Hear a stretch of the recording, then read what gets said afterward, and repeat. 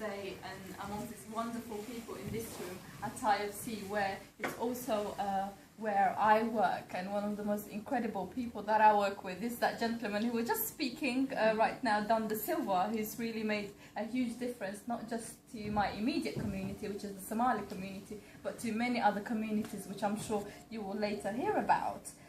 In one of your talks, I remember you saying something about we should help make religion a force for harmony. Now, I wonder how can that be? And also in the TED community, I remember you saying something along to how do we restore the golden rule as the central global religious doctrine? How do we do that when we live in a society where people are so afraid of entering into the world of the unknown? Yes, this is the great problem. You're absolutely right, this is the great problem. And people do, instead of the golden rule, and compassion is about risk. It is about putting yourself at risk. And letting down those guards that we put up around ourselves, these things that we think protect us, but which actually don't. And it's very hard it's inaccurate, really, to talk about religions, you know, as though each one had a single essence, unchanging essence. All these traditions are huge, baggy monsters. And you know that, that commercial that they have at the end of Channel 4 before the weather forecast. It's a commercial for the post office. The weather does lots of different things, and so does the post office. And you see that the post office doesn't just send mail, but it sends, you know, do all sorts of, get your passport and all kinds of things. Religion does a lot of different things too. It has done violence, it's done oppression, and it's done compassion too. But it doesn't. We are not impelled by a set of beliefs or doctrines to behave in a certain way. People are always saying, "Oh well, look at these scriptures." That programs people, obviously, to go rushing out. Monotheism is so violent. Just read the book of Joshua. Out, you know, what hope have we got? This is absolute nonsense. Because I've got a book coming out in September about history, religion, and the history of violence.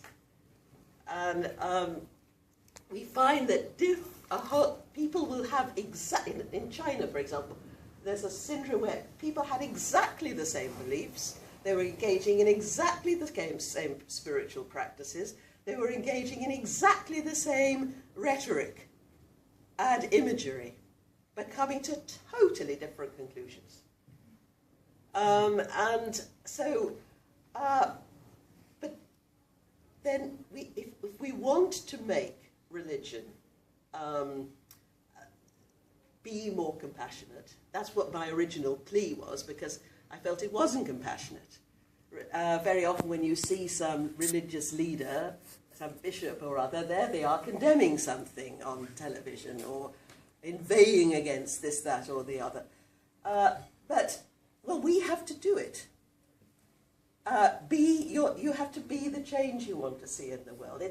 The tradition is not going to magically convey us into a better state. Verily, God will not change the state of a people, says the Quran, unless they change the state of their own selves. And so that we have to take responsibility for our traditions, be they religious, secular, or cultural. And we'll find that they are multifarious, flawed often in practice in many ways, but make our particular contribution to make it better, to make that compassionate ideal work, and work hard to do it. Yes, it's a dangerous world, but that means that we have to be all the more active in this.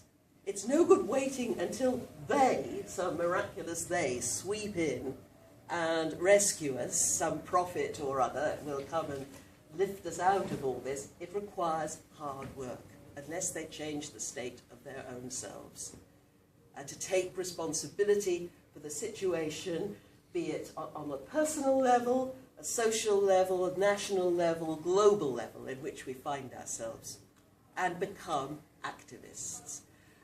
When I gave my TED speech, Al Gore was there, and he said, you know, you're right, we have all now, in whatever field we are, to be activists, whether our focus is environmental or health or political